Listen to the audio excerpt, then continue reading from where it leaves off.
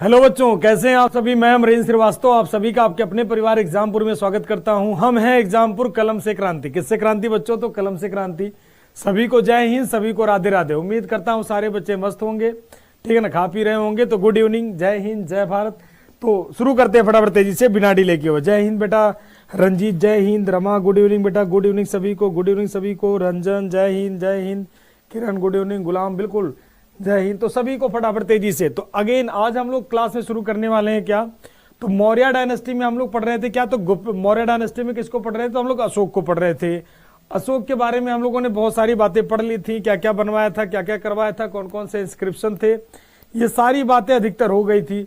और क्या क्या बनवाया था, तो कौन कौन से चीजें, कौन कौन से इंस्क्रिप्शन था, कौन कौन से लेख थे, कौन कौन से अभिलेख थे, ये सब हम लोग मौर्य डायनेस्टी में पढ़ चुके हैं।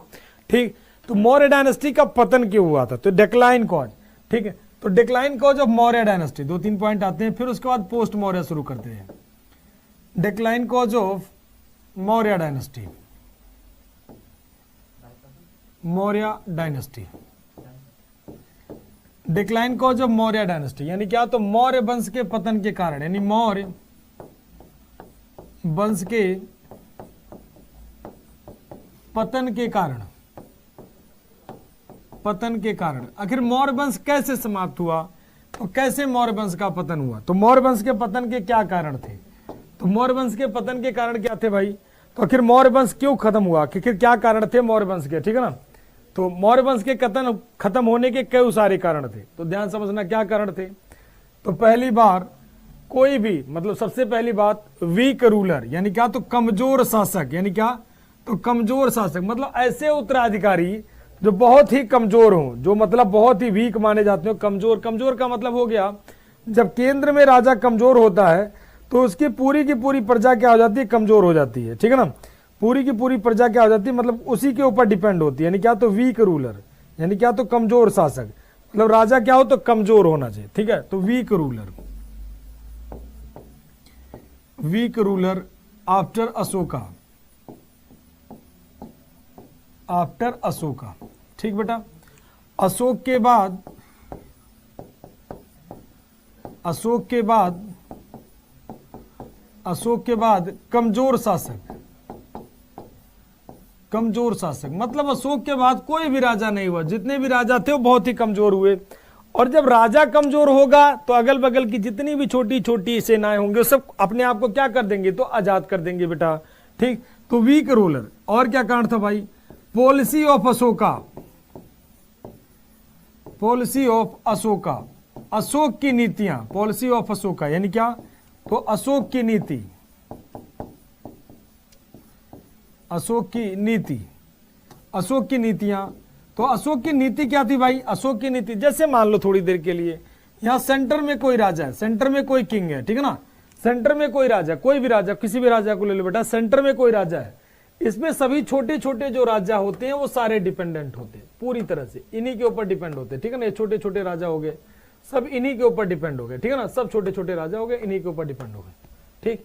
ये छोटे छोटे राजा, मतलब आप ये समझो बेटा कि इन सब के ऊपर, मतलब इन सब पे डायरेक्टली एक बॉन्डिंग बना के ऐसे रखा जाता है, ऐसे, ठीक है ना। मतलब अगर यहां पर राजा मजबूत है, ठीक, तो मजबूत है तो इन पे पकड़ बना के रखेगा। जैसे मान लो भारत, आज हम सारे लोग भारत है, हम अपने आप को क्या कहलाते हैं, भारतीय कहलाते हैं, इंडियन कहलाते हैं। और भारत का पूरा प्रशासन सरकार देखती है। अगर थोड़ी देर के लिए सरकार के हाथों से सत्ता चला जाए, ठीक है ना, सरकार के हाथों से सत्ता चला जाए, हालांकि ऐसा ना हो, सरकार के हाथों से सत्ता चला जाए, मिलिट्री रक्षा करना छोड़ दे, तो देखो सब लोग अपने आप को आजाद कर लेंगे। नागालैंड वाले अलग आजाद हो जाएंगे, दक्षिण भारत वाले अलग आजाद हो जाएंगे, उत्तर भारत के लोग अलग आजाद हो जाएंगे, ठीक। सब अपने अपने क्षेत्र वाला गाएंगे। कोई कहेगा हम बिहार से हैं, कोई कहेगा हम हरियाणा से हैं, कोई कहेगा हम यूपी से हैं, कोई कहेगा हम केरला से हैं, कोई कहेगा हम नागालैंड से, तो सब अपने आप को आजाद कर लेंगे, ठीक। मतलब अगर भारत सरकार पूरी तरह से कंट्रोल करके रखे है, एक देखो भारत में यही कारण है कि एक ही सिटीजनशिप है, मतलब एक ही शब्द, आपकी एक ही पहचान कि आप भारतीय हो। आप विदेशों में यात्रा करोगे तो क्या होगा, भारतीय होंगे। तो यहीं पर सेम चीजें होती बेटा। अगर कमजोर सा राजा है तो छोटी छोटी जो छोटे छोटे राजा, मतलब मेन राजा अगर पावरफुल है तो छोटे छोटे राजा सप्लीमेंट्री होते हैं, तो इस पर डिपेंड होते हैं। अशोक की पॉलिसी, चाणक्य कहता था कि राजा का काम होता है कि ज्यादा से, मतलब राजा को कभी भी अपना मेन पेशा नहीं छोड़ना चाहिए। मेन पेशा राजा का क्या होता? तो मेन पेशा होता राजा का क्या? तो मेन पेशा होता राजा का क्या करना? युद्ध करना। और राजा जब युद्ध अपना छोड़ ही देगा, जब राजा का काम युद्ध करना होता है, युद्ध छोड़ ही दिया, तो कहीं ना कहीं जो है वो सारा काम होगा। तो अशोक का पॉलिसी का मतलब क्या? तो धम्म। अशोक के द्वारा धम्म को क्या करना? एक्सेप्ट करना। यानी क्या? तो बैटल पॉलिसी को लीव करना, यानी युद्ध की नीति को छोड़ देना। अब युद्ध करना राजा का कर्तव्य होता है। जब तक राजा युद्ध करेगा तब तक उसका साम्राज्य बचा होता है। और अगर राजा युद्ध करना छोड़ दिया तो भाई पड़ोसी राजा अटैक करके जीत लेगा कि वह तो युद्ध करेगा ही नहीं। तो सारे अच्छे राजा तो होते नहीं थे, तो राजा का काम होता है युद्ध करना। युद्ध ही करना जब छोड़ दिया तो फिर कितने समय चल पाएगा? तो ये इनकी क्या होती है? तो बैटल पॉलिसी। अगर बैटल पॉलिसी को छोड़ देगा तो मामला और फंस जाता है।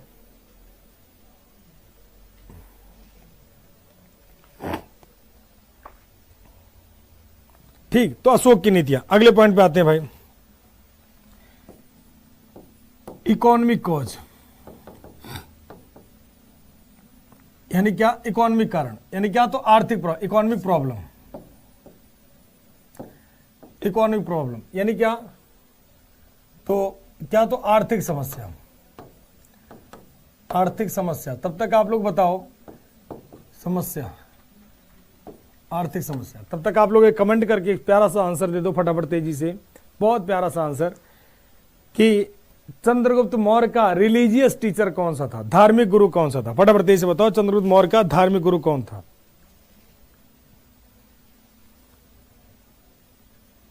ठीक, तो उसका धार्मिक गुरु कौन था? अगला तो इकोनॉमिक पॉलिसी। तीसरा कारण फॉरेन अटैक। फॉरेन अटैक यानी क्या? तो विदेशी आक्रमण। विदेशी आक्रमण, विदेशी आक्रमण भी होने शुरू हो जाएंगे। आक्रमण, विदेशी आक्रमण से भी छोटे मोटे आसपास के, हालांकि डायरेक्टली मौर्य टाइम में कोई अटैक नहीं हुआ था।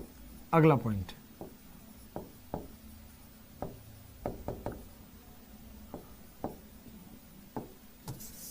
तो इकोनॉमिक कॉज, फॉरेन अटैक, और क्या हो जाएगा? तो weak ruler, policy of Ashoka. ठीक, नेक्स्ट इसके अलावा दुनिया भर की पॉलिसी है, तो इतना ही रखते हैं, बहुत ज्यादा पॉलिसी हो जाएगा। तो आपके एग्जाम में पूछा भी नहीं जाता है। आपके एग्जाम में दो ही पॉलिसी होती है कि अशोक की नीतियां क्या मौर्य साम्राज्य के पतन के लिए उत्तरदायी? तो बिल्कुल सही बात है। तो कमजोर शासक है, तो बिल्कुल 2 पॉइंट आप याद रखना, बाकी याद रखो ना रखो, बाकी सभी इसी से जुड़ी होती है, ठीक है ना। तो उसको बढ़ाने से कोई फायदा नहीं। तो इकोनॉमिक प्रॉब्लम, फॉरेन पॉलिसी, ये सारी की सारी पॉलिसी होती थी मौर्य साम्राज्य के पतन के लिए, ये सारा। उनका धार्मिक गुरु पूछ रहा हूं बेटा, रिलीजियस टीचर, ध्यान से क्वेश्चन सुना करो। रिलीजियस टीचर अशोक का कौन था? रिलीजियस टीचर पूछ रहा हूं, धार्मिक गुरु। आप लोग आंसर क्या देख रहे हो वो देख लो। आपसे पूछ रहा, अशोक का धार्मिक गुरु कौन था? अरे चंद्रगुप्त मौर्य का धार्मिक गुरु कौन था? हाँ, भद्रबाहु। अब सही आंसर आने शुरू हो गए। भद्रबाहु, सभी के आंसर बढ़िया आ गए, बहुत बढ़िया आंसर बेटा।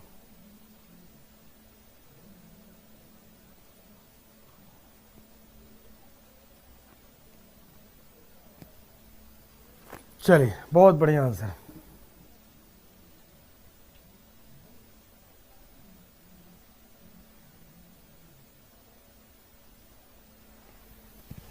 भद्रबाहु, मोगलीपुत्र तिस्सा, भद्रबाहु। ठीक है, सभी के आंसर आ गए, बढ़िया आंसर सभी के। भद्रबाहु, एक साथ आंसर आ गए, बहुत बढ़िया आंसर बेटा सभी के। भद्रबाहु। ठीक,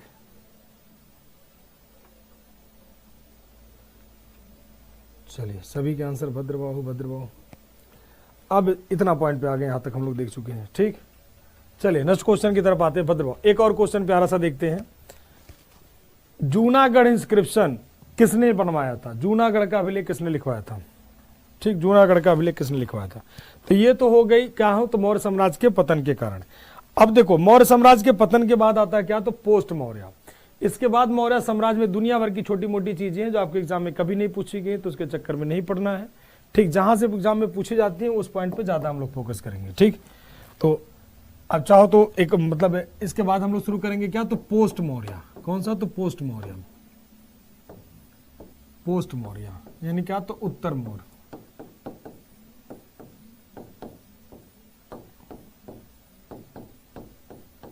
उत्तर मौर्य काल, ठीक है ना। तो पोस्ट मौर्य टाइम, उत्तर मौर्य काल। तो उत्तर मौर्य काल की अगर बात करोगे, हालांकि अगर बात कर लोगे थोड़ा सा मौर्य टाइम में क्षेत्र हुआ करते थे तो 5 होते थे, तो उन सबके चक्कर में हम लोग नहीं रहेंगे। हाँ, अशोका अशोका अशोका। अरे रुद्रदामन जूनागढ़ इंस्क्रिप्शन, रुद्रदामन का था बेटा, रुद्रदामन का जूनागढ़ इंस्क्रिप्शन बहुत पूछा जाता है, बहुत पूछा जाता है। रुद्रदामन का जूनागढ़ इंस्क्रिप्शन बहुत पूछा गया है, वही पूछ रहे हैं। तो आप लोग आंसर मार्क कर रहे हैं कुछ और। रुद्रदामन का जूनागढ़ इंस्क्रिप्शन आपसे पूछ रहे हैं, आप लोग आंसर कुछ और दे रहे हो। बैक स्लाइड कर दें, लो भैया।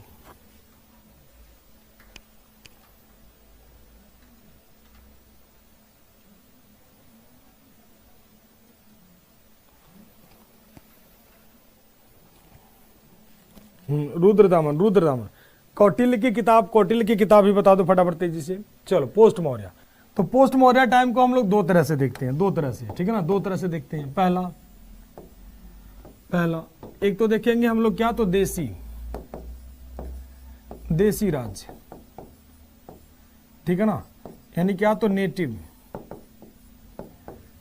प्रोविंस, नेटिव स्टेट कर देते हैं, नेटिव स्टेट्स। और कौन सा, तो फॉरेन, यानी विदेशी राज्य, यानी क्या, तो फॉरेन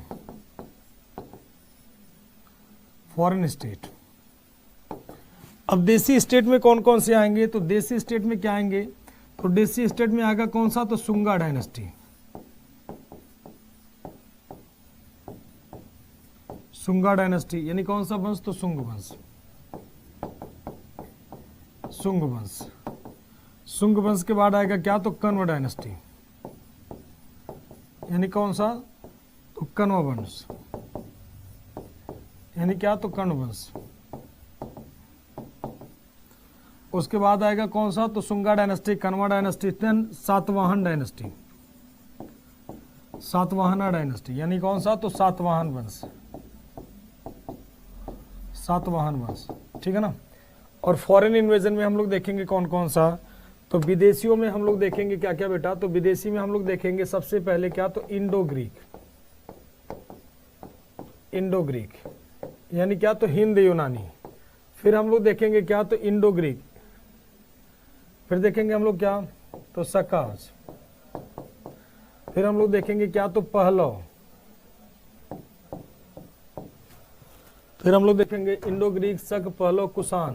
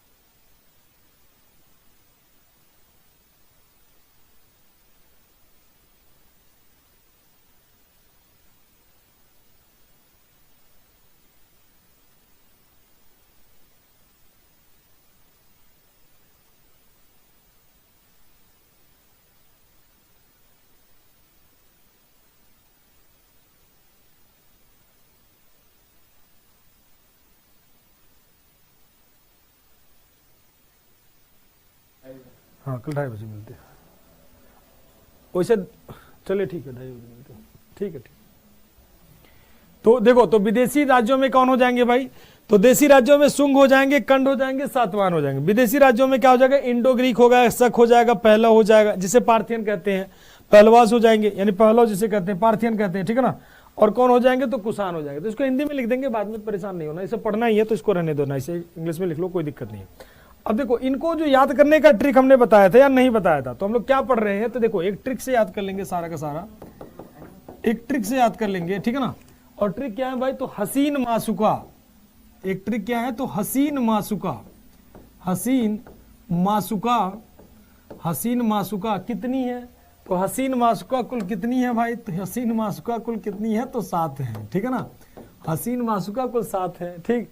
ये 7 में यानी है कि तो मगध पर राज्य करने वाले, मगध पर शासन करने वाले, मगध पर शासन करने वाले करने वाले वंश का क्रम है, ठीक है ना, वंश का क्रम है, इनको ऐसे याद करना। हसीन मासिका कुल कितनी है, तो 7 है।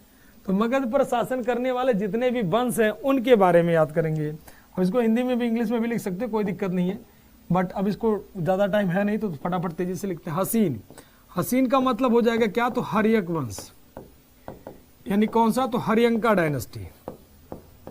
सबसे पहले हमने कौन सा पढ़ा था, तो हर्यंका डायनेस्टी पढ़ा था ना, तो सबसे पहले हो जाएगा क्या, तो हर्यंका डायनेस्टी, यानी हसीन मासुका 7 है, हर्यंका डायनेस्टी। फिर 7 से पढ़ा था हमने क्या, तो शिशुनाग वंश, शिशुनाग वंश, ठीक है ना, तो शिशुनाग वंश के बारे में पढ़ा था, यानी कौन सी डायनेस्टी बेटा, तो शिशुनागा डायनेस्टी, शिशुनागा, ठीक है ना।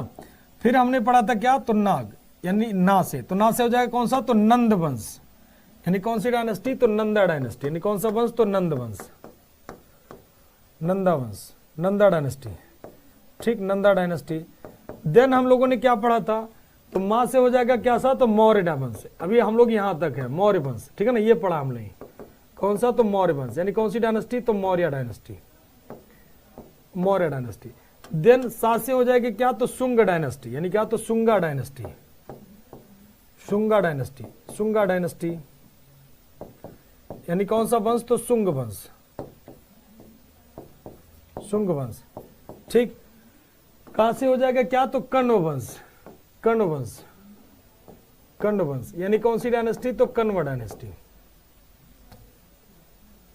कौन सा, तो कण्व डायनेस्टी, कण्व डायनेस्टी,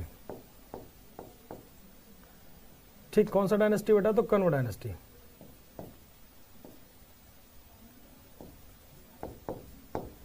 ठीक, 7 का मतलब हो जाएगा क्या, तो सातवाहन डायनेस्टी, कौन सा, तो सातवाहन वंश, सातवाहन वंश, यानी कौन सी डायनेस्टी, तो सातवाहन डायनेस्टी, सातवाहन डायनेस्टी, यानी कौन सा वंश, तो सातवाहन वंश, सातवाहन डायनेस्टी। तो हसीन मासुका क्या है, तो 7 है, ठीक है ना, ऐसे याद कर लेना, कितनी मासुका है, तो 7 मासुका है, ठीक है ना, ठीक, ठीक। तो हसीन मासुका 7 है, हर्यक वंश, शिशुनाग वंश, नंद वंश, मौर्य वंश, शुंग वंश, कण्व वंश, सातवाहन वंश, यानी हम लोग इतना खत्म कर चुके हैं। यानी ये कौन से वंश पे रूल कर रहे हैं, तो मगध वंश पे, ठीक। तो याद रखना, इसको ट्रिक ऐसे याद कर सकते हो, हसीन मासुका कितनी है, तो 7 है, ठीक है ना। तो ऐसे याद कर सकते हो, ट्रिक से याद कर सकते हो कि मगध पर एक क्रम से पढ़ते जा रहे हो, वैसे मैं आपको पढ़ा रहा हूं, ठीक है ना। तो एक क्रम से आपको सीक्वेंस में पढ़ा रहा हूं, ठीक। अब हम लोग पहुंचने वाले कौन सी डायनेस्टी पे, तो शुंगा डायनेस्टी। तो फटाफट तेजी से हेडिंग डालो, शुंगा डायनेस्टी, ठीक। तो इसको रट्टा मार जाओ, याद कर जाओ, प्यार से कैसे भी करके, वो आपके ऊपर, साम दाम दंड भेद कुछ भी अपना लो, डायनेस्टी मत भूलना, ठीक है ना। तो सबसे पहले शुरू करते हैं कौन सा डायनेस्टी, तो शुंगा डायनेस्टी। चलिए आगे चलते हैं, यानी कौन सा डायनेस्टी बेटा, तो शुंगा डायनेस्टी। अब शुरू करते हैं, तो पोस्ट मौर्य में सबसे पहले कौन सा, तो शुंगा डायनेस्टी,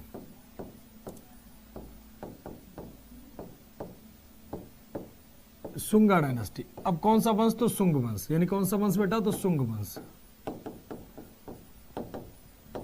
शुंग वंश। अब शुंग वंश की बात करोगे तो शुंग वंश, और पहला राजा कौन सा होगा, तो पुष्यमित्र शुंग, पुष्यमित्र शुंग, पुष्यमित्र शुंग। पहला राजा कौन होगा, तो पुष्यमित्र शुंगा, यानी कौन होगा, तो पुष्यमित्र,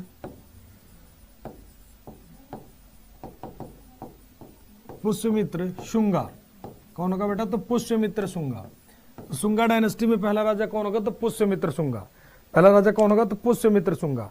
अब एक क्वेश्चन मन में बड़ा रहता है कि शुंग वंश का टाइम पीरियड क्या है, ठीक। तो शुंग वंश का समय का टाइम काल क्या है, तो शुंग वंश के टाइम काल में हमेशा कंफ्यूजन रहता है, लेकिन इसका जो टाइम माना जाता है 185 से लेकर 73 BC तक, ये इनका टाइम माना जाता है, कौन सी डायनेस्टी का, तो शुंग वंश का, ठीक है ना। 185 से लेकर के 73 BC तक, कहीं अगर एक आध ईयर प्लस माइनस है तो कंफ्यूज नहीं होना, क्योंकि ईयर वर नहीं पूछा जाता है, ठीक। यहां से इसे भी, इस जो ये चैप्टर पढ़ाएंगे पोस्ट मौर्य बेटा, तो पोस्ट मौर्य भी एग्जाम के 1 महीना पहले पढ़ना, ध्यान रखना। पोस्ट मौर्य भी एग्जाम के रिवीजन में मैंने अभी तक जो भी पढ़ाया है एंसेंट हिस्ट्री का पार्ट में, उसमें मैंने सिर्फ एक रिवीजन के लिए कहा आपको, मौर्य वंश, ठीक है ना। और इसे भी आप रिवीजन में नहीं रखोगे, एग्जाम के 1-2 महीना पहले पढ़ लोगे, पढ़ने के बाद उसे छोड़ दोगे। रिवीजन में जो रखोगे वो मैं आपको बता चुका हूं क्या क्या रखना है, ठीक। अगेन फिर भी बताता रहूंगा, ठीक। तो उसके बाद में, और संडे को हो सकता है मे भी मैं आपके लिए मैराथन लाऊं 3 घंटे 4 घंटे का, तो रेडी रहिएगा सारे बच्चे, ठीक है ना। हिस्ट्री की 4 घंटे की मैराथन होगी, या तो उसमें साउथ इंडिया पढ़ाएंगे या बुद्धिज्म जैनिज्म पढ़ाएंगे, कुछ भी हो सकता है, ठीक है ना। तो 185 से कितना 73 BC। और पहला राजा कौन होता है, तो पुष्यमित्र शुंग। पहला राजा कौन होगा, तो पुष्यमित्र शुंग होगा, ठीक, पुष्यमित्र शुंग। अब पुष्यमित्र शुंग, अब देखो इसके पहले जितनी भी डायनेस्टी थी वो किसी क्षत्रिय लोगों की डायनेस्टी रही, किसी मतलब क्षत्रिय की डायनेस्टी रही, शूद्रों की डायनेस्टी रही, ब्राह्मणों की डायनेस्टी नहीं बनी। तो पहली ब्राह्मण डायनेस्टी कौन सी होगी, तो शुंगा डायनेस्टी, यानी फर्स्ट ब्राह्मण डायनेस्टी, फर्स्ट ब्राह्मण डायनेस्टी, फर्स्ट ब्राह्मण डायनेस्टी, फर्स्ट ब्राह्मण डायनेस्टी ऑफ इंडिया कह सकते हो। भारत का पहला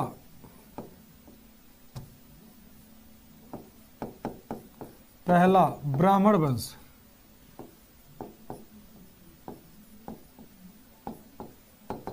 भारत का पहला ब्राह्मण वंश कौन सा वंश होगा, तो शुंग वंश। कौन सा वंश, तो शुंग वंश।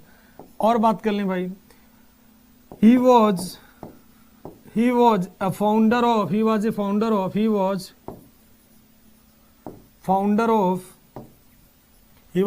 of Shunga dynasty. He was founder of Shunga dynasty. यह शुंग वंश का क्या था, संस्थापक था।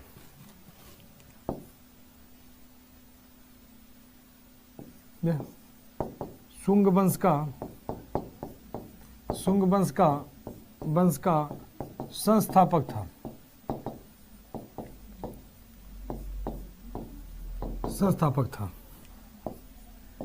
He was a commander of Brihadratha. He was a commander of Brihadratha. ये किसका कमांडर था, तो बृहद्रथ का कमांडर था। यह बृहद्रथ का कमांडर था,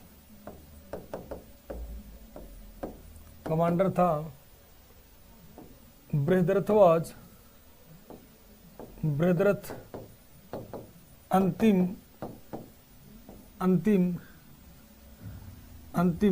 मौर्य शासक था,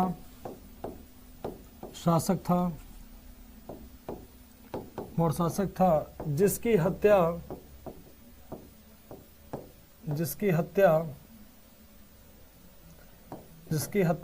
पुष्यमित्र शुंग ने की,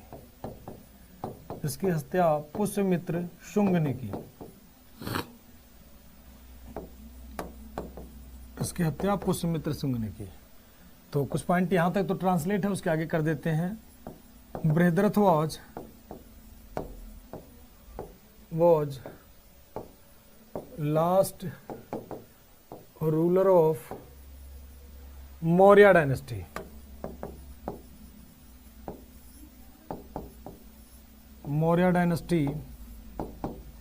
He was killed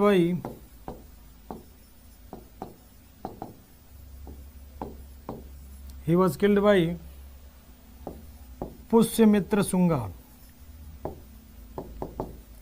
He was killed by Pushyamitra Shunga, ठीक। तो बृहद्रथ अंतिम मौर्य शासक जो था वो बृहद्रथ था, और बृहद्रथ की हत्या किसने की थी बेटा, तो पुष्यमित्र शुंग ने की थी। किसने की थी, तो पुष्यमित्र शुंग ने। और पुष्यमित्र शुंग कौन सी, तो पहली ब्राह्मण डायनेस्टी मानी जाती है। कौन सी डायनेस्टी, तो पहली ब्राह्मण डायनेस्टी। इन्होंने अपनी कैपिटल पाटलिपुत्र ना बना करके बेटा, इन्होंने अपनी राजधानी पाटलिपुत्र ना बना करके कहां पर बनाया, तो विदिशा बनाया। कहां, विदिशा, मध्य प्रदेश का विदिशा। मतलब इनकी जो राजधानी थी, तो पुष्यमित्र शुंग ब्राह्मण डायनेस्टी का फाउंडर था। इसने अंतिम मौर्य शासक बृहद्रथ की हत्या की और शासक बन गया। ये पहले मौर्यों के यहाँ नौकरी किया करते थे, ठीक है ना। मैंने कहा ना राजा कमजोर तो सामंत आजाद हो जाते थे, मतलब उनके अंडर में काम करने वाले जो गवर्नर होते थे वो सब आजाद हो जाते थे। तो ये पुष्यमित्र शुंग उनका सेनापति था, उसने हत्या कर दी बृहद्रथ की, और हत्या करके राजा बन गया और पहला ब्राह्मण वंश बनाया, ठीक है ना। तो पहला ब्राह्मण वंश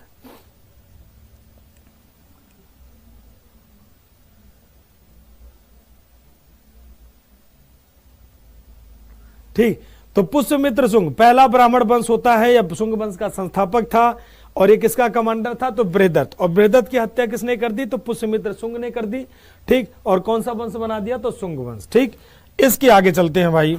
इनकी कैपिटल कहाँ थी, किसकी, तो शुंग लोगों की। तो इनकी राजधानी कहाँ होगी बेटा, कैपिटल यानी क्या, तो राजधानी। राजधानी इनकी कहाँ होगी, तो राजधानी इनकी होती है कहाँ पर बेटा, तो विदिशा। विदिशा का नाम सुना होगा सभी ने, विदिशा। बताओ फटाफट, विदिशा कहाँ है, विदिशा, विदिशा कहाँ है, तो विदिशा होगा, आंसर आ चुके होंगे। विदिशा कहाँ है, तो एमपी, आंसर आ चुके होंगे आप लोगों के, क्योंकि रफ्तार बाजीराव की होनी चाहिए। विदिशा कहाँ, मध्य प्रदेश। ठीक है ना। अब बात कर ले इसके पुरोहित कौन थे, तो इसके पुरोहित जो थे उनका नाम सुना होगा आपने, महर्षि पातंजलि। नाम सुना ना, पातंजलि। पातंजलि इनके गुरु थे। ठीक है ना।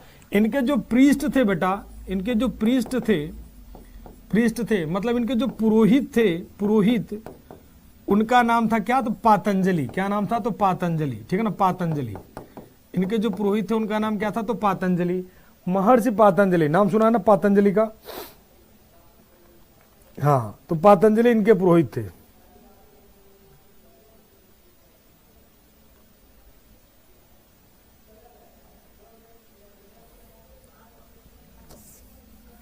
तो पतंजलि थे, महर्षि कौन थे, तो पतंजलि थे।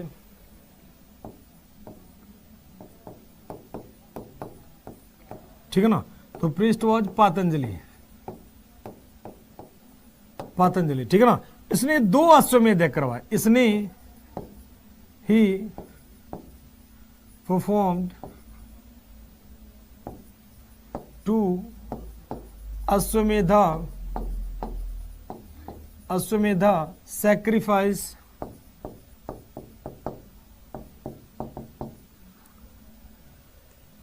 इसने 2 अश्वमेध, अश्वमेध सैक्रिफाइस का मतलब तो एक कराना, यज्ञ कराना। अश्वमेध यज्ञ कराए, और 2 अश्वमेध यज्ञ कराता है कौन, कौन करवाता है, तो कौन, तो पुष्यमित्र शुंग। और उसके प्रीस्ट कौन थे, तो उसके प्रीस्ट थे कौन, तो पातंजलि। कौन थे बेटा, तो पातंजलि। हाँ, बाबा रामदेव, बिल्कुल बेटा, बाबा रामदेव वाला। ठीक, बिल्कुल बाबा रामदेव, वही रामदेव है, कुछ और नहीं है, वही रामदेव है। ठीक है ना। इसलिए 2 अश्वमेध यज्ञ कराए। ठीक है ना। और ये हमें पता कैसे चलता है, कैसे पता चलता है 2 अश्वमेध यज्ञ, तो एक अयोध्या का इंस्क्रिप्शन है, अयोध्या का इंस्क्रिप्शन है, वहीं से पता चलता है। कैसे, तो कैसे, तो इसका इंफॉर्मेशन हमें कैसे मिलता है, तो इंफॉर्मेशन कैसे मिलता है, इंफॉर्मेशन हमें कैसे मिलता है, तो अयोध्या लेख से। कहां से, तो अयोध्या अभिलेख से। कहां से, तो अयोध्या अभिलेख से। कहां से, तो अयोध्या अभिलेख से। कौन से इंस्क्रिप्शन से, तो अयोध्या इंस्क्रिप्शन, अयोध्या इंस्क्रिप्शन, अयोध्या अभिलेख से पता चलता है किसने कितने यज्ञ करवाए, तो 2 अश्वमेध करवाए। किसने, तो पातंजलि ने। तो पहला ब्राह्मण राजा पातंजलि। ठीक है ना। और इसकी कैपिटल कहाँ होगी, अरे पहला ब्राह्मण राजा पुष्यमित्र शुंग, कैपिटल कहाँ होगी, विदिशा। और इसने क्या करवाया, तो 2 अश्वमेध यज्ञ करवाए। कैसे पता चलता है, तो कौन से लेख से, तो अयोध्या अभिलेख से। ठीक है ना। तो यहां तक सभी का क्लियर है, एक बार बता दो फिर आगे चलते हैं। यहां तक सभी का क्लियर है ना, पता चलेगा। ये थोड़ा सा बहुत माशाल्लाह टॉपिक है, तो धीरे धीरे करके समझेंगे आराम से। यहां तक सभी का क्लियर,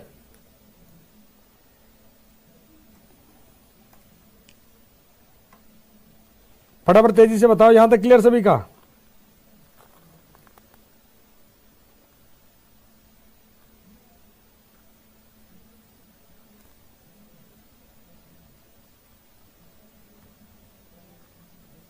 फटाफट तेजी से बताएं बेटा, सभी का क्लियर।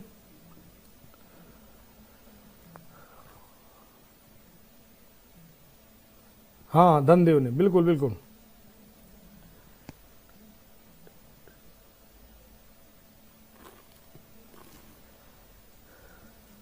चलिए फटाफट तेजी से आंसर करें, सभी का क्लियर है।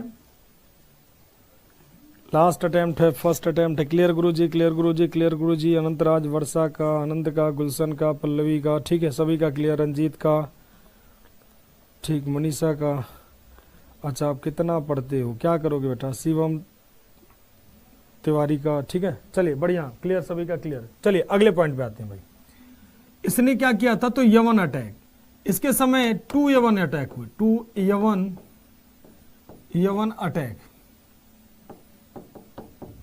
यवन अटैक। यवन अटैक को कहते हैं कौन सा, तो ग्रीक अटैक। कौन सा, तो ग्रीक अटैक। इसी को कहते हैं क्या, तो Greek attack, Greek attack, Greek attack. Hindi में कहते हैं यवन, हिंदी में कहते हैं यवन, यवन या ग्रीक, हिंदी में कहते हैं यवन आक्रमण। 2 यवन अटैक या ग्रीक अटैक, ठीक है ना, यवन अटैक या ग्रीक अटैक, यवन अटैक या ग्रीक अटैक, इसे कहते हैं हिंदी में यवन आक्रमण, यवन आक्रमण और या यूनानी आक्रमण। तो पहला अटैक करता है कौन, तो पहला अटैक होता है कौन, तो डेमेट्रियस, डेमेट्रियस, डेमेट्रियस पहला अटैक करता है कौन, तो डेमेट्रियस,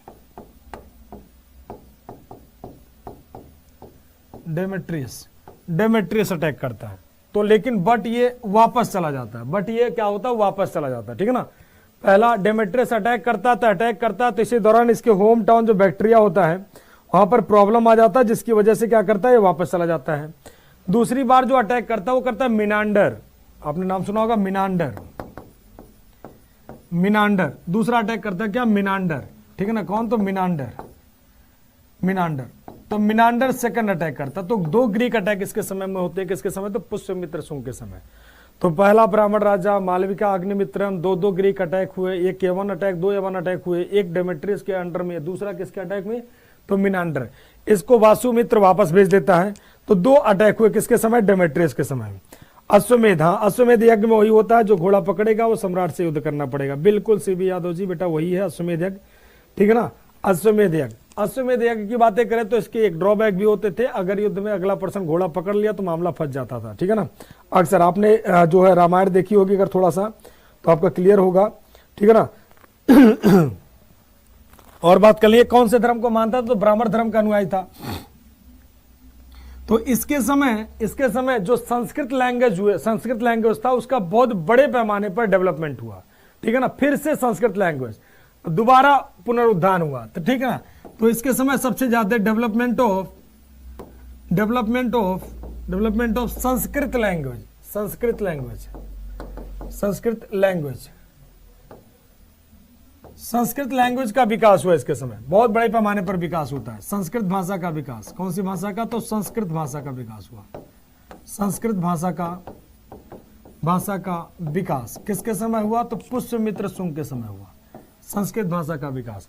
और इसने पुष्यमित्र शुंग ने क्या किया, तो 84,000 स्तूप, जो अशोक के बारे में कहा जाता, अशोक ने 84,000 स्तूप का निर्माण किया था। तो इसने 84,000 स्तूपों को तोड़ दिया, ठीक है ना।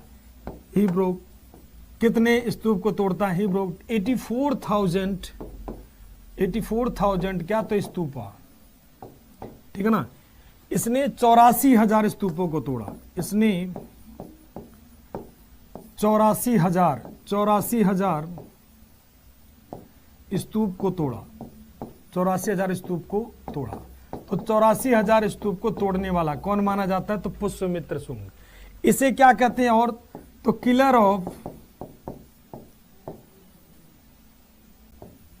ऑफ बौद्ध फॉलोअर्स, यानी Buddha followers, Buddhas followers. Murderer भी कह सकते हो, कोई दिक्कत नहीं है। बौद्धों का, बौद्ध धर्म के अनुयायियों का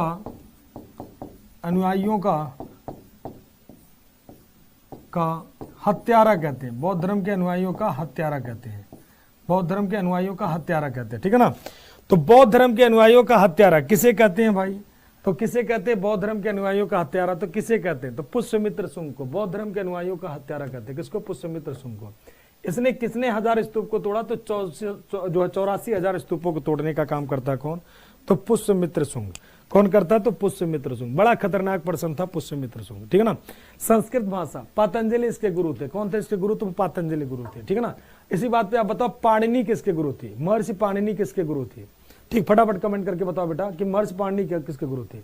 स्तूप जो होते थे वो बौद्ध धर्म में बनवाए जाते थे। इसमें क्या होते हैं, इसके अंदर एक धातु मंजूसा रखा जाता है, ऐसे, ठीक है ना, ऐसे यहाँ पर एक मंजूसा रखा जाता है, उसके अंदर भगवान बुद्ध के, जैसे सांची का स्तूप, सारनाथ का स्तूप, ठीक, धमेक का स्तूप, ये बौद्ध धर्म जैन धर्म बताएंगे तो वहां पर भी पढ़ाएंगे, फिर से समझ लो। स्तूप में क्या होता है, भगवान बुद्ध और उनके अनुयायियों में से किसी की हड्डी वगैरह रखे जाते हैं या उनके द्वारा प्रयोग किया गया कोई पात्र रख दिया जाता है, उसी पे स्तूप बनवा दिया जाता है, ठीक है ना। तो ये उनके फॉलोवर बनवाते हैं, जैसे अशोक ने दुनिया भर के स्तूप बनवाए, ठीक है ना, 84,000 स्तूप, और उसको तुड़वाता है कौन, तो पुष्यमित्र शुंग। अब बात कर ले, इसके बाद जो अगला राजा बनता है उसका नाम होता है क्या, अग्निमित्र। कौन होता है, तो अग्निमित्र। तो ये हो गया आपका पुष्यमित्र शुंग। इसके बाद बात कर ले तो आलतू फालतू राजा है कौन, तो अग्निमित्र। अग्निमित्र कौन, तो अग्निमित्र। अग्निमित्र, अग्निमित्र, ठीक है ना। तो अग्निमित्र, अग्निमित्र की अगर बात कर लोगे तो ये इसे कहते हैं क्या, तो हीरो ऑफ मालविका अग्निमित्रम। मालविका अग्नि मित्रम। मालविका अग्निमित्रम का नायक, मालविका अग्निमित्रम का नायक। अब यहां पर नोट करके लिखना है, ध्यान रखना, नोट करके लिखना है, मतलब ये इससे रिलेटेड नहीं है, नोट करके लिखना है। Malvika Agnimitram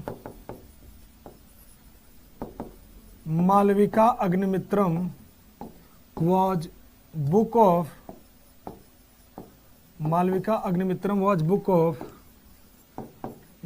Kalidas. Malvika Agnimitram was book of Kalidas. Malvika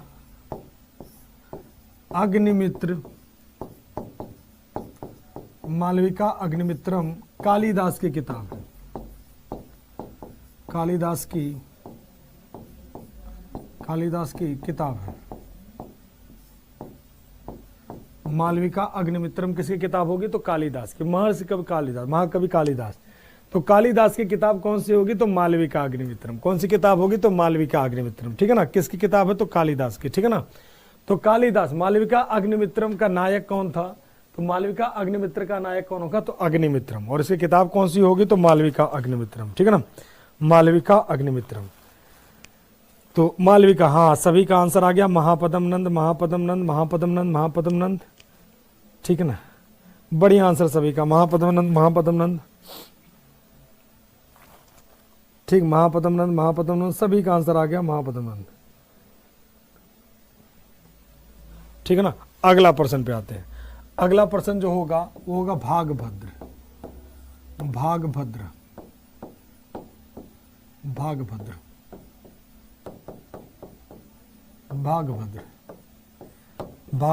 ninth king of Sunga dynasty.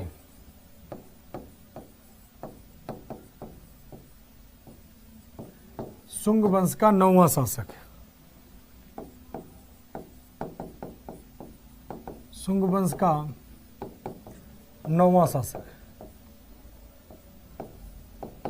Sunga वंश का कौन सा शासक, तो 9वां शासक, ठीक है ना। सुंग वंश का 9वां शासक हेलियोडोरस।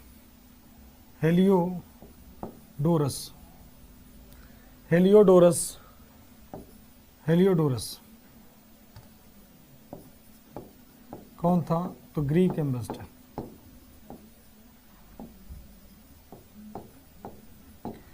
हेलियोडोरस कौन था, तो ग्रीक एम्बेसडर।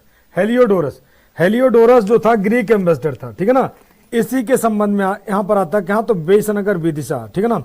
तो एक जो है हेलियोडोरस जो ग्रीक राजदूत था, इसी के समय में आता है, ठीक है ना। हेलियोडोरस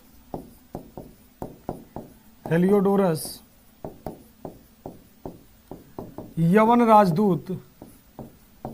राजदूत था, ठीक। और यह किसका राजदूत था, तो एंटियाल कीड्स का, ठीक है ना। तो हेलियोडोरस इसके समय में आता है, कहां पर, तो विदिशा नगर। हेलियोडोरस फिर से देख ले रहे हैं ताकि आपको आसानी से क्लियर हो जाए, पूरा बाकायदा लिख दे रहे हैं। हेलियोडोरस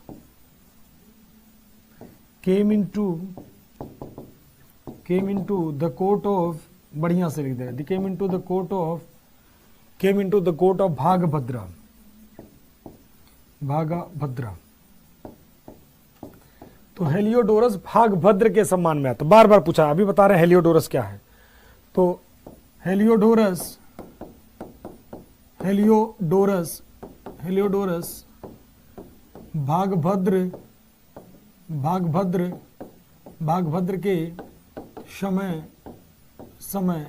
भागभद्र के दरबार में आया, भागभद्र के दरबार में आया, ठीक। और इसने हेलियोडोरस ने Heliodorus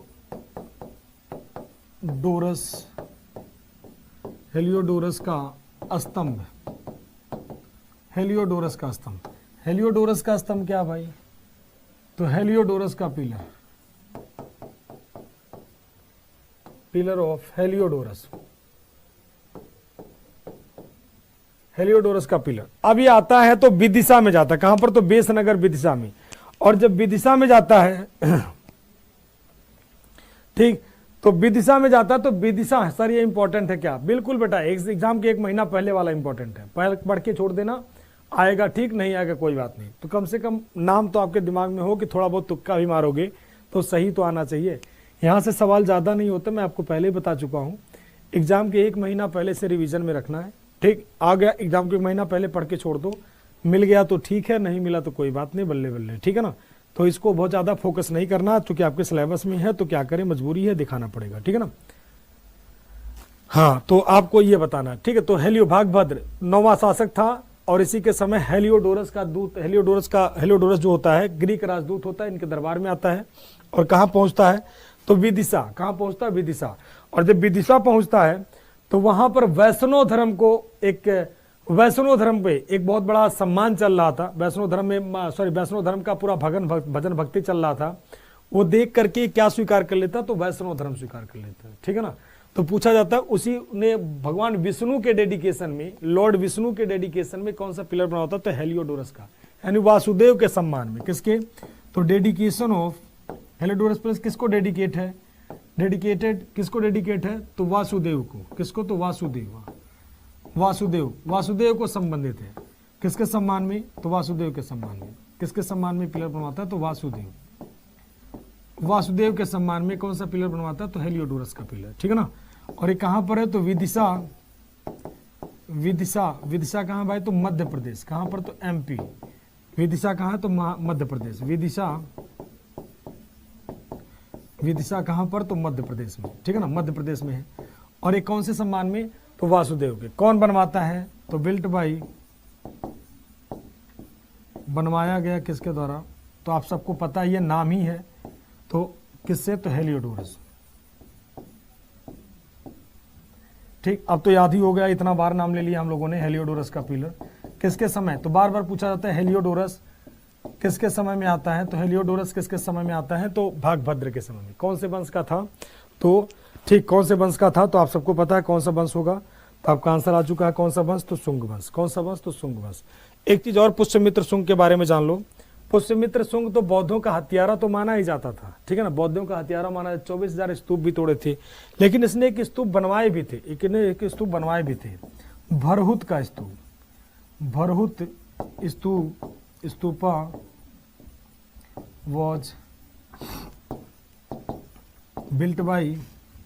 was built by Pushyamitra Shunga. Pushyamitra Shunga, built by Pushyamitra Shunga, ठीक है ना। तो ये भी याद रखना कि भरहुत का स्तूप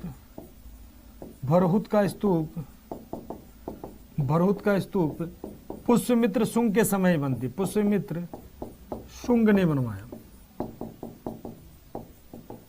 ठीक है ना। अब इसमें क्वेश्चन मार्क आता है कि भाई उसने 84,000 अगर स्तूप तोड़े थे, 84,000 तो तोड़े थे अगर उसने, तो फिर बनवाया क्यों? ये क्वेश्चन मार्क बनता है ना मन में कि भाई जो 84,000 स्तूप पुष्यमित्र शुंग ने तोड़ दिया तो स्तूप बनवाया क्यों? तो माइंड में आ गया, इसको भूलना नहीं है। कभी कभी क्या होता, पढ़ाते पढ़ाते ध्यान में हमेशा रहता है कि कौन सा पॉइंट कहाँ डालना, कब डालना, ठीक है ना। तो हेलियोडोरस का पिलर किसके सम्मान में? तो वासुदेव के सम्मान में, ठीक है। वासुदेव कौन थे? तो भगवान जो है, वासुदेव का संबंध किससे है? तो कौन भगवान होंगे? तो भगवान विष्णु। विष्णु के डेडिकेशन में कौन सा? तो हेलियोडोरस का पिलर सम्मान, ठीक। सर इसने अशोक के स्तूप क्यों तोड़े? श्याम का क्वेश्चन है भाई, आप लोग बताएं इसने स्तूप क्यों तोड़े थे? ठीक है ना, ये कौन से धर्म को मानता है? अब बताओ आप लोग, ये कौन से धर्म को मानता है बेटा? ठीक, तो ये कौन से धर्म को मानता है? अब बताओ ये सारे लोग कौन से धर्म को मानते हैं? तो पहला बात तो ये लोग ब्राह्मण थे, और ब्राह्मण लोग किसकी पूजा करते? तो आप सबको पता है ब्राह्मण लोग किसकी पूजा करते? तो हिंदू धर्म का। ब्राह्मण, कायस्थ, कोई भी धर्म के लोग हैं, मतलब अगर हिंदू लिखा गया तो हिंदू रिलीजन लिखा गया तो मतलब या तो भगवान विष्णु, शिव, कार्तिकेय, मतलब हिंदू देवी देवता का पूजा करेंगे। ठीक है बेटा। और उस समय हिंदू, बौद्ध, जैन आपस में नहीं बनता था। ठीक है ना, अलग अलग कम्युनिटी। उस समय धर्म के लिए लोग आपस में, अभी भी देखोगे नहीं, अभी देखोगे थोड़ी सी कट्टरता आप देखने को अगर पाओगे ना, तो इंडिया में जो मुस्लिम कम्युनिटी है वो तो बहुत ही लिबरल है, बहुत ही उदार है। लेकिन आप देखोगे थोड़ा सा, आप उज्बेकिस्तान वगैरह की यात्रा, या आप तुर्कमेनिस्तान की वगैरह की यात्रा करो, वहां भी थोड़ा ठीक है। आप तालिबान की यात्रा कर लो, तालिबान में देखो जिहादी होते हैं सब। ठीक है ना, वो कट्टर होते हैं। आप किसी और वैसे में चले जाओ, भारत में भी बहुत सारे लोग हैं, कहते हैं ना कि एक मछली पूरे तालाब को गंदा करती है, तो दो चार लोग हैं जो धर्म के नाम पे आपस में मरते रहते हैं। ठीक है ना, और मरने के चक्कर में मानवता भूल जाते हैं कि कौन है। सबसे पहले तो हम लोग मनुष्य हैं, मनुष्य वाला हिसाब किताब भूल जाते हैं, फिर धर्म के नाम पे लड़ने लगते हैं। ठीक है, आपस में लड़ाई करना शुरू कर देते हैं। तो हिंदू धर्म को ये लोग मानते थे। हाँ, हिंदू धर्म को मानते थे। हिंदू धर्म को मानेंगे तो कोई शैव को मानेगा, कोई विष्णु को मानेगा, सभी लोग अपने अपने धर्म की पूजा करते हैं। और जब पूजा करेंगे तो मामला वही होता है। ठीक है ना, तो भरहुत स्तूप, ठीक है ना, भरहुत स्तूप की बात करोगे तो किसने बनाया था? तो इसी ने बनवाया था। कौन से काल में बना था? तो शुंग काल में। अब बात करोगे कि इनके समय में बात करोगे तो अंतिम शासक कौन होगा? ठीक है ना, तो अंतिम शासक होगा इसका कौन? तो देवभूति। कौन होगा बेटा? तो देवभूति। अंतिम शासक कौन होगा? तो देवभूति। अंतिम शासक कौन होगा? तो देवभूति। देवभूति, देवभूति। ठीक है ना, तो he was last king of, was last king of, was last king of कौन सी डायनेस्टी? तो Shunga dynasty. He was last king of Shunga dynasty. यह शुंग वंश का आखिरी शासक था। ठीक है ना, और इसकी हत्या कौन कर देगा? तो इसकी हत्या कर देगा कौन? तो Vasudev. He was last king of Shunga dynasty. यह शुंग वंश का, शुंग वंश का आखिरी शासक था।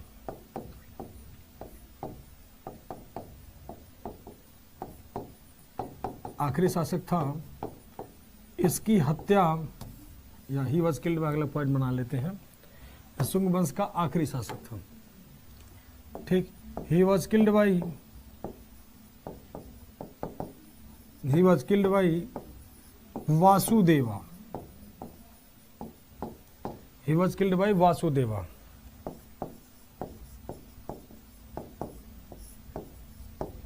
इसकी हत्या वासुदेव ने की।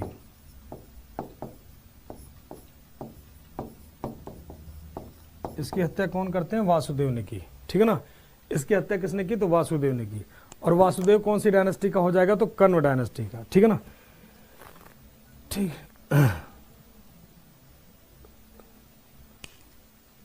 ठीक, तो कौन सी डायनेस्टी? तो कण्व डायनेस्टी। ठीक, मोस्ट जो हो वो करा दो सर। देखो बेटा क्या करो, वो उड़ा के पढ़ाऊंगा तो आपके ज़्यादा पल्ले पड़ेगी नहीं। ठीक है ना, तो ये थोड़ा सा पोस्ट मॉर्या में एडजस्ट करो जो है थोड़ा सा। ठीक है ना, ठीक। My entry in the great world by God gifted 2/2/2004। चलो भाई सीबी यादव जी, आज के दिन पैदा हुए तो आपको ढेर सारी शुभकामनाएं, ठीक, जन्मदिन की। चलिए सर आप स्पेशल टारगेट मत करो, हिंदू आजकल ज़्यादा देखो मैंने क्या कहा आपसे बेटा, मैं किसी जाति धर्म को टारगेट नहीं करता, मैं आपको कट्टरता की बातें करता हूं। तो मैं ये कहता हूं तालिबान में देखोगे ना, तालिबान में लोग ज़्यादा कट्टर हैं। हिंदू धर्म की बात करोगे तो हिंदू में भी बहुत ज़्यादा कट्टर हैं। ठीक है ना, हिंदू में आप देखो योगी के अंदर, लेकिन जब वो पीएम के रूप में होते सारी कट्टरता खत्म हो जाती है। यहाँ पर मुझे जाति धर्म से कोई फर्क नहीं पड़ता, आप किसी भी जाति के हो, किसी भी धर्म का, हमें कोई फर्क नहीं पड़ता बेटा।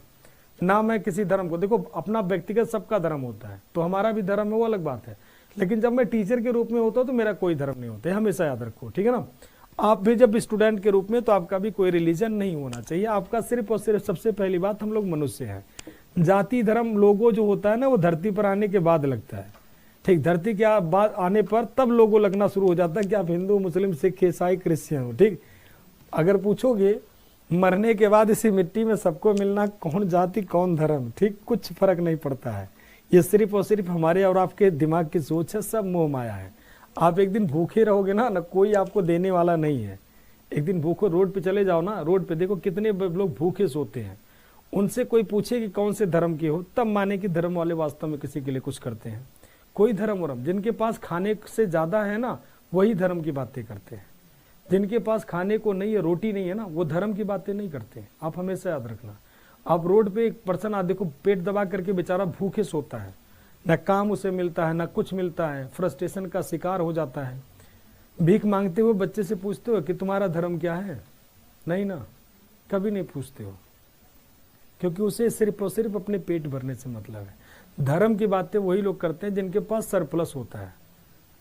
रिक्शा चलाने वाला दिन भर अपना मेहनत करके कमा के खाता है, उसका धर्म नहीं पूछा जाता। तो धर्म वरम सब कह लो कि सरप्लस है तब आपके पास धर्म है, नो प्लस तो धर्म वरम कुछ नहीं होता। ठीक है ना, सरप्लस है तभी धर्म है, हमेशा याद रखना। सरप्लस नहीं तो कोई धर्म नहीं, ये बात हमेशा अपने माइंड में बिठा लेना। धर्म वरम, आप स्टूडेंट हो, आपका कोई धर्म नहीं है, ये हमेशा याद रखना कि आप स्टूडेंट हो तो आपका कोई धर्म नहीं है, स्टूडेंटों का कोई धर्म नहीं होता है। ठीक, तो बिल्कुल आप स्टूडेंट हो तो हमेशा याद रखना बेटा, आपका कोई रिलीजन नहीं है, आपका बस एक ही रिलीजन है कि आप मनुष्य हो। ठीक, यहाँ पर जितने भी सारे लोग हैं ह्यूमन है, यही अब सबकी मानवता होती है। और जब भी आप सिविल वगैरह का एग्जाम देने जाओगे तो यही कारण है कि आपसे कट्टरता का जरूर परिचय होता है कि आप कौन से धर्म को मानते हो। ठीक, आपको सबसे पहले कहना कि सर व्यक्तिगत तो हमारा धर्म होता है क्या, जिस भी जाति धर्म के हो, आप हिंदू हो हिंदू बोलो, मुस्लिम हो मुस्लिम, सिख हो सिख, क्रिश्चियन हो क्रिश्चियन। और पूछा जाए वास्तव में तुम्हारा धर्म क्या है, तो आपको तुरंत कहना हमारा एक ही धर्म है, राष्ट्र धर्म है। और जो सबसे बड़ा धर्म होता है कि हम लोग मनुष्य हैं। ठीक, तो मानवता सबसे सर्वोपरि रखना है। चलिए, तो आज की क्लास इतनी रखते हैं।